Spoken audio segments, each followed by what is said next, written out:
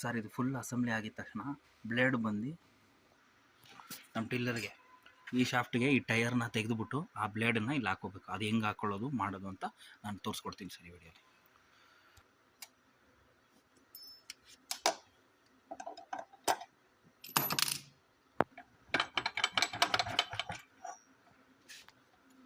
Blade assembly same ಆ shaft ತೆಗೆದ್ರಲ್ಲ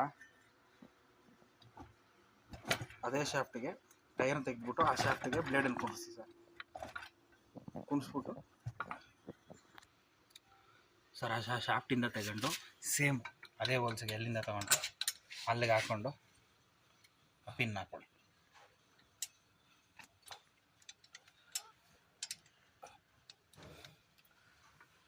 ಇದು blade fixing sir.